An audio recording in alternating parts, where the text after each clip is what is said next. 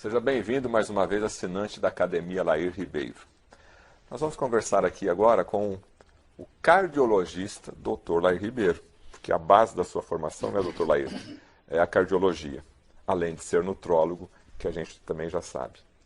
Mas o assunto que a gente vai falar aqui agora tem a ver com palpitação, né? Sei. Eu lembro dessa palavra, minha avó falar, nossa, estou com uma palpitação aqui no peito. Eu queria saber o que é esse termo palpitação no peito, que as pessoas mais antigas falavam, acho que talvez o jovem hoje nem sabe o que é isso daí, para depois a gente fazer a relação com o chá. Tá. Deixa eu te falar. Quando um órgão está funcionando bem, ele é transparente. Você não sabe que você tem estômago até que ele começa a te incomodar. Se ele não tiver problema nenhum, você nem sabe que tem estômago. Ele é transparente, eu chamo. Você se dá conta que tem ele. Você enxerga bem.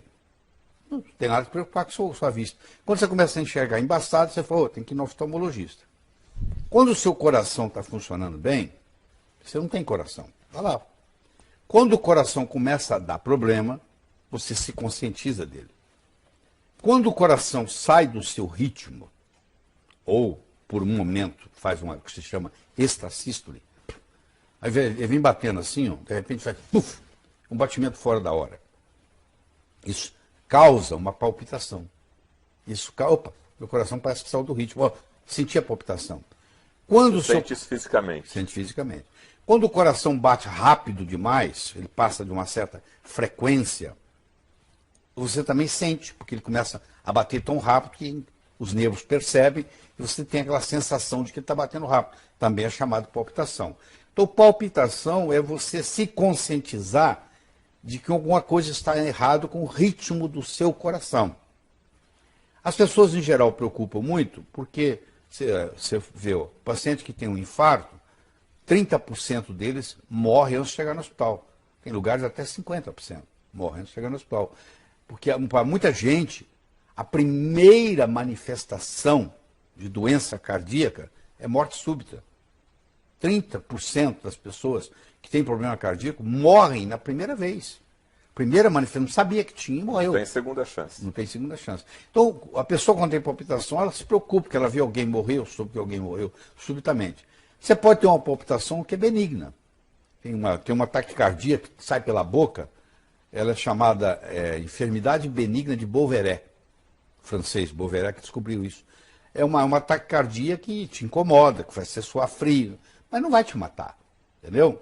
Você vai no pronto-socorro, eles te fazem uma injeção e você sai da taquicardia. É uma taquicardia supraventricular. Agora, se você tem uma arritmia do ventrículo para baixo, ventricular, por exemplo, uma taquicardia ventricular, a tendência dela é ir para fibrilação ventricular e morte. Então, como a pessoa leiga tem uma palpitação, ela não sabe de onde está vindo, se é supra, se é no ventrículo, ela fica muito preocupada. Ela vai no médico, ela faz um eletrocardiograma para ver como é que está o ritmo. Às vezes, quando ela vai no médico, não tem nada. O eletro está normal. Quando ela vai para casa, tem problema. Quando ela está estressada, tem problema. Às vezes, detecta no eletro. Se chegar a um ponto onde aquela arritmia, para mais ou para menos, é grave, hoje se implanta um marca-passo. A pessoa tem um marca-passo, muitas vezes ele fica on demand, que chama, em demanda. O que é isso? Ele fica lá. Caso o seu coração parar, ele entra. Ele não está funcionando o tempo todo.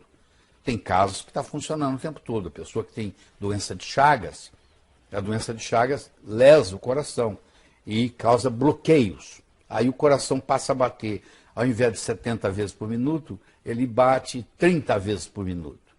Quando você tem um coração batendo 30 vezes, a não ser que você seja um super atleta, você não consegue subir uma escada, porque na hora que você sobe a escada, o seu coração bate mais rápido, porque precisa de mais sangue. Você está fazendo atividade física. Então o que acontece? Essas pessoas que têm frequência cardíaca muito baixa, eles colocam um marca-passo e ele trabalha o tempo todo. Ajusta ele para 70 batidas, e aí o estímulo elétrico para fazer o coração bater não vem mais do coração, vem do marca-passo. Entendeu?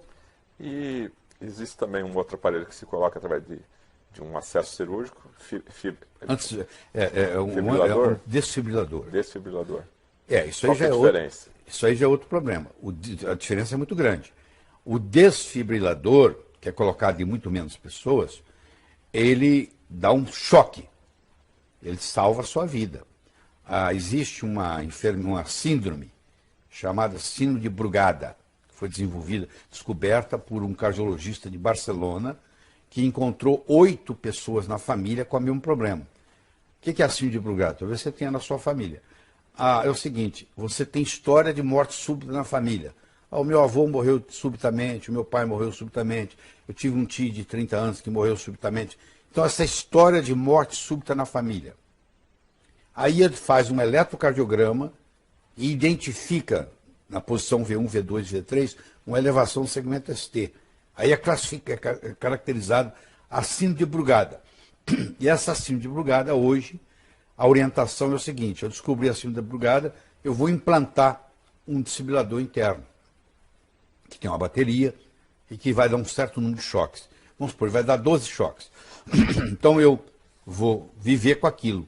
Se eu estou, de repente, meu coração parou ou entrou em taquicardia, o meu desfibrilador entra, eu sinto um coice dentro do peito. Pum! Aí eu volto. Entendeu? E aquilo salva vidas. Só que não é barato. Deve custar uns 80 mil reais hoje. E tem todo o implante, tudo que tem que ir, tem que operar, internado e tal. Tá, isso é uma outra coisa. Mas voltando para a palpitação e a relação com o chá. Não, é o seguinte, qualquer cafeína, pessoa que tem predisposição à arritmia cardíaca, muitos deles são sensíveis à cafeína. Então, quando eles ingerem cafeína, e chá é rico em cafeína, eles desencadeiam a palpitação. Então, a gente fala, corta o café, corta o chá, corta a Coca-Cola, que a Coca-Cola também tem muita cafeína. Corta refrigerantes, porque com isso você não vai ter essas crises de palpitação. E o chocolate também tem um pouco de cafeína. O chocolate também tem cafeína. Então, para diminuir a palpitação, o primeiro recurso é diminuir a ingesta de cafeína. O segundo recurso é fazer uso de magnésio, porque o magnésio ele é o mais potente antiarrítmico que tem. Então, você deve conhecer pessoas que estão nos assistindo que tomam magnésio, cloreto de magnésio, põe na água todo dia, entendeu? Tem um sistema, eles põem 33 gramas de magnésio no litro d'água, põe na geladeira, toma aqueles copinhos de vodka, 2 por dia. E pessoas vão dizer para você que depois que começaram a fazer isso, acabou a palpitação, e é verdade. Gostaria de falar um pouquinho mais do magnésio e do coração. O magnésio tem uma relação íntima com o músculo cardíaco, ele é importante para a saúde humana? Muito importante, não é só para o cérebro, para qualquer lugar. O magnésio, primeiro é o seguinte, nós estamos aqui por causa do magnésio. Por quê? Porque a vida era anaeróbica, a vida não tinha oxigênio. Houve uma época no planeta Terra que não tinha oxigênio. Aí as plantas começaram, através da clorofila, começaram a produzir oxigênio. A planta, ela pega o gás carbônico, transforma em oxigênio. O ser humano pega o oxigênio, solta gás carbônico. Então a gente faz uma comunicação. A molécula da clorofila, o centro dela é magnésio. Então ela tem se não tivesse magnésio, não teria vida aeróbica, não teria vida como a gente conhece hoje, que é de oxigênio. Então, desde o começo, o magnésio está lá. O magnésio faz parte de mais de 100 reações químicas importantes no corpo. Mais de 100. Identificada tem umas 100. E ele é um potente vasodilatador, ele é analgésico, então a pessoa está com dor de cabeça, toma magnésio, melhora. E ele é um potente antiarrítmico. Ele não deixa você ter convulsão. Então, pessoa que tem convulsão ou predisposição à convulsão faz uso de magnésio, nunca mais tem vários casos seguidos. A expressão magnésio é amigo do coração, então está correto? Está correto, está correto. Porque ele é o bloqueador natural do cálcio. O cálcio demais causa arritmia. O magnésio vem e bloqueia o cálcio de causar arritmia. Então ele é um potente antiarrítmico. Agora, hoje, o cardiologista, ele tem o hábito de indicar o magnésio como suplementação? Seria importante a suplementação do magnésio? Não, isso não faz parte do mundo dele. Porque como o magnésio é feito pela natureza, tudo que é feito pela natureza não pode ser patenteado. Você não pode patentear magnésio. É do mundo, pertence ao mundo. E a indústria farmacêutica não tem interesse em trabalhar com substâncias que pertencem ao mundo. E é fácil você entender isso. Se eu sou uma empresa, indústria farmacêutica multinacional muito forte, e eu lanço no mercado magnésio como antiarrítmico, e eu abro o mercado, o meu concorrente amanhã vai ir na minha cola. Eu fiz o trabalho todo e o meu concorrente vai na minha cola. Se eu fizer um trabalho de uma molécula que eu desenvolvi, que eu tenho uma patente de 17 anos sobre ela, que a indústria farmacêutica, a patente dura 17 anos, se eu descobrir uma molécula e eu provei para o mundo que ela não existe na natureza, por isso que todo remédio é ET, porque o que não existe no planeta Terra eu chamo de ET. Pô. Então, se eu tenho uma molécula que eu provo que não existe na natureza, é um ET para mim. Eu agora vou ser dono dessa molécula com exclusividade por 17 anos. Então, agora eu vou investir um dinheiro, abrir um mercado, porque durante 17 anos quem manda nela sou eu. Só depois que vencer a patente que eu vou ter concorrente. Então, eu vou ganhar o dinheiro que eu quiser durante esses 17 anos. Como o magnésio é uma coisa feita pela natureza, não é uma coisa que eu inventei no laboratório, eu não posso patentear. Não se pode patentear nada que a natureza fabrique. Então, pronto. Como não tem patente, as indústrias farmacêuticas não estão interessadas. Entendeu? Aí, nesse caso, o médico não receita. O médico não receita porque o médico é treinado, desde o primeiro ano de medicina, com indústria farmacêutica. O mundo do médico, em geral, é o mundo do remédio. Eu chamo da droga, né? Que é uma droga. É o mundo do ET. Ele trabalha com isso. Ele aprendeu a trabalhar com remédio. Que tem, às vezes, seus valores, tá? Tem momentos que você precisa de remédio. Não tem dúvida. Mas você imagina o seguinte. Quando eu coloco um remédio na boca, o meu corpo fala assim, o que é isso? Eu não conheço essa molécula. Aliás, ninguém conhece, porque ela foi inventada. Ela não existe na natureza.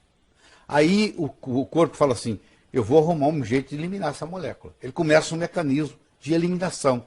E aí vem os efeitos colaterais. É só você pegar uma bula de um remédio e ler. Você vai ver a quantidade de efeitos colaterais que tem. Você entendeu? Agora, doutor Lair, como cardiologista e nutrólogo, então a suplementação diária com magnésio seria bem-vinda?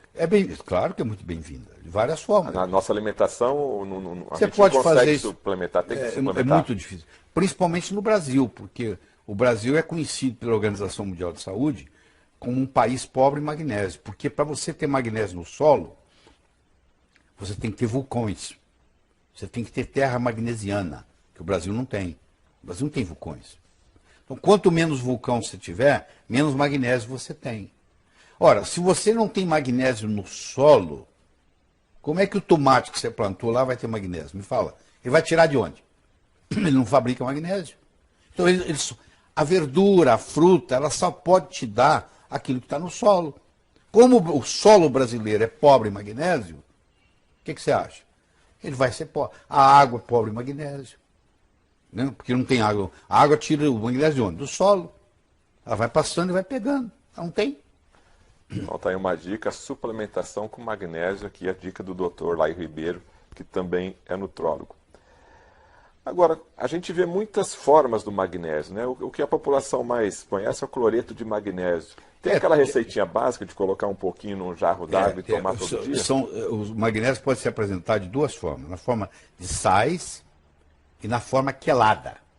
Quelada é quando eu pego um mineral e junto nele um aminoácido. Magnésio glicina, é quelado. Magnésio trionato, quelado. Magnésio dimalato, quelado. Eu peguei e juntei alguma coisa. Agora, existem os sais, o cloreto de magnésio, o sulfato de magnésio, entendeu? E assim por diante. Os sais são menos absorvidos do que os quelados. Mas, por outro lado, são 1000 vezes mais baratos. Então, uma pessoa que quer fazer uso de magnésio todo dia, a vida inteira... Não tem problema. Ele não tem problema, ele vai tomar um pouquinho todo dia. Então, a receita que se tem aí, que todo mundo conhece, é você fazer sachês de 33 gramas de cloreto de magnésio, Você compra 1 quilo de cloreto de magnésio por R$19, e você coloca num litro d'água e toma 2 copinhos daqueles de vodka por dia. Tem muita gente fazendo isso no mundo, entendeu? E quem faz... Quando você toma isso diariamente, então você vai suplementar esse magnésio, o cloreto de magnésio vai suplementar lá no seu organismo, vai usar no metabolismo diário. Exatamente. Só para a gente concluir, esse mesmo cloreto de magnésio ajuda na pedra do rim? Se a pedra do rim for oxalato de cálcio, que é a mais comum, como o magnésio ele é um bloqueador de cálcio, ele vai dissolver a pedra. Então, se você tem pedra no rim, litíase renal, e você toma cloreto de magnésio todo dia, provavelmente você não vai ter mais crise, porque aquelas pedras, aos pouquinhos, vão sendo dissolvidas.